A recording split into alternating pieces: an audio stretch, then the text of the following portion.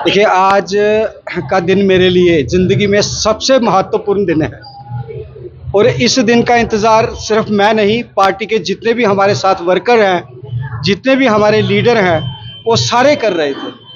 और मैं शुक्रिया अदा करता हूं जनाब उमर साहब का, फारूक साहब का और रतनलाल गुप्ता जी का, विजय लोचन जी का, बशीर साहब का, जिन्होंने मुझ पर विश्वास करके ये दिन मुझे सम्मान बख्शा कि मैं नेशनल कॉन्फ्रेंस की तरफ से कैंडिडेट सिलेक्ट हुआ।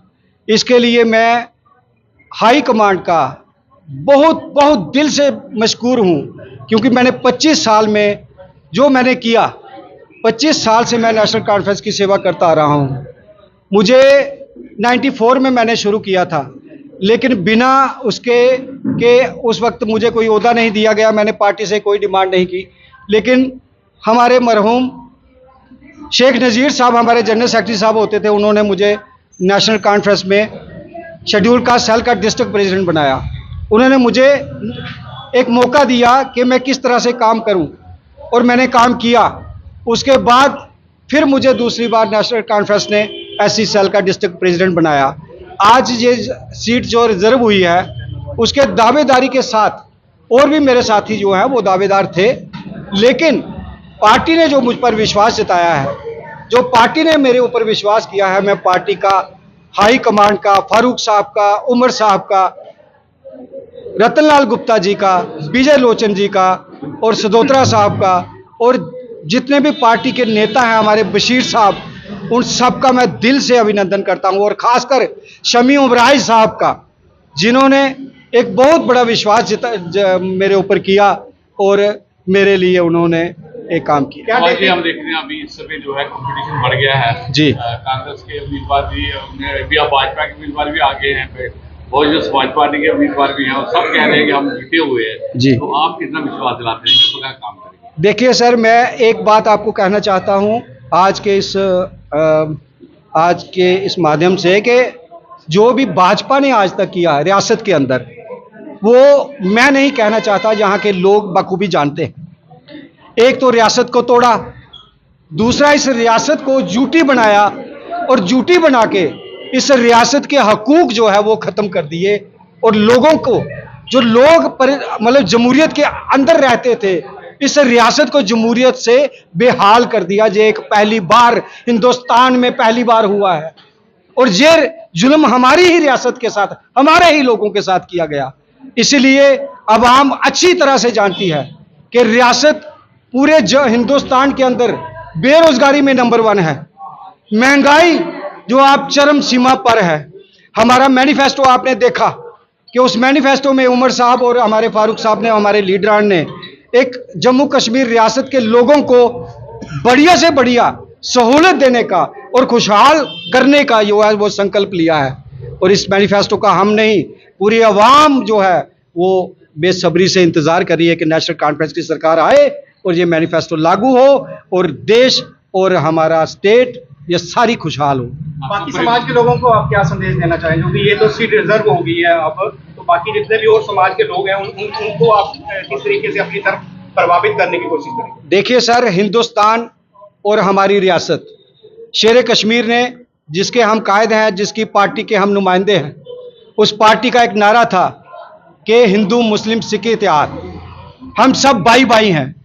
बेशक ये सीट रिजर्व हुई है, एक शेड्यूल कास्टों को मौका मिला है, लेकिन मैं सारी आवाम से, जो मेरी यहाँ पर सिख बरादरी है, जो हमारे ब्राह्मण भाई हैं, राजपूत भाई हैं, हिंदू भाई हैं, जो हमारे मुस्लिम भाई हैं, मैं उनको यकीन दिलाना चाहता हूँ कि ये नेशनल कॉन्फ्रेंस जो है, अगर आप लोगों का साथ रहा और नेशनल कॉन्फ्रेंस पर आपने विश्वास जताया, को हर एक वर्ग को आगे लेके हम चलेंगे, हम पीछे किसी को नहीं छोड़ेंगे, चाहे वो किसी भी प्रकार। आपके परिवार से पहले भी एमएलए रह चुके हैं, आपने पहले भी सेवा की है, तो किस प्रकार देखते हैं कि इस रियासत में आपका जो पहले से ही झंडा बुलंद हुआ है?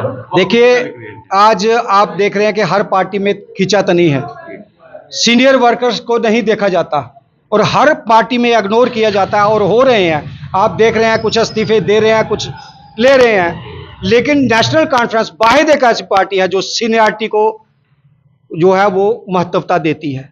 सीनियरिटी मतलब मेरे 1981 में मेरे पिताजी की मृत्यु हुई थी। उस समय वो लेजिस्लेटिव काउंसिल के डिप्टी चेयरमैन थे, मैं बहुत छोटा था। लेकिन जब मैं थोड़ा बड़ा हुआ तो मैंने 94 में मुझे नौकरियों का ऑफर हुआ, लेकिन मैंने मुनासिब नहीं समझा, क्योंकि हमें इतनी इज्जत दी गई फारूक साहब की तरफ से कि मेरा दिल खुश हो गया और मैंने कहा कि मैं नेशनल कॉन्फ्रेंस में काम करूंगा और लोग आवाम की सेवा करूंगा।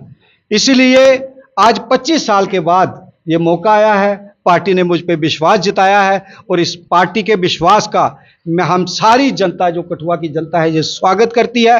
और नेशनल कॉन्फ्रेंस इस बार भारी मात्रा से सीट निकालेगी, क्योंकि जो जितने भी आप देख रहे हैं कि बीएसपी की बात करें हम, तो बीएसपी तो आप जहां पे यूपी से शुरू हुई थी वहां पे ही उखड़ चुकी है।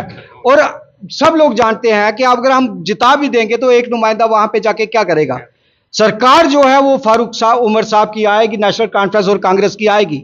मैं कांग्रेस के भाइयों को स्पेशल यहां से एक मैसेज देना चाहता हूं कि छोटे बड़े भाई बुजुर्ग जितने भी नेता हैं वो मेरी तरफ से मेरे लिए माननीय हैं और मैं वो कल से हम सब एक साथ मिलकर कैंपेन शुरू करेंगे और वो सब अब मेरे लिए एक आदरणीय है। मैं उनका स्वागत करता हूं। आपका मुकाबला किसके साथ है? बीएसपी के साथ है, बीजेपी के साथ है, किसके साथ? सर, मैं इस बात को माफ करना सेठी जी, आपने बहुत बड़ा सवाल कर दिया। ये जनता जनार्दन फैसला करती है, मैं नहीं। मैं तो कहता हूं मैं जीता हूं, वो भी कहेगा मैं जीता हूं, लेकिन जनता जानती है कि रियासत जिस तरह से बर्बाद हुई है उसका जवाब रियासत के लोगों ने देना है। और वो उमर साहब के हाथ मजबूत करके, नेशनल कॉन्फ्रेंस के हाथ मजबूत करके ही इस रियासत को खुशहाल किया जा सकता है। यही एकमात्र विकल्प है पूरे हिंदुस्तान में इस रियासत के लोगों के लिए। Thank you sir. Subhash ji, वो नेशनल कॉन्फ्रेंस सरकार ने शेख अब्दुल्ला के टाइम में दिया था, क्या ये आपका एजेंडा रहेगा लोगों के बीच में लेके जाएंगे? सर, आपने देखा पिछले दिनों में जो खेत किसान जोतता था, छोटी सी एक सरकारी जमीन पर वो बेचारा खेती करता था और खेती करके वो अपना रोजगार पैदा करता था। आपने देखा इस सरकार ने वो सारी की सारी जमीनें छीन ली। हमारा ये फिर से एक एजेंडा होगा कि जो लोग लैंडलेस हैं, उनकी आवाज जिनके पास नहीं है, मैं अपनी बात करता हूं। मेरे पिताजी जो थे वो पहले मुलाजिम थे, फिर सियासत में आए। मेरे दादाजी मुलाजिम थे। हमें एक टुकड़ा भी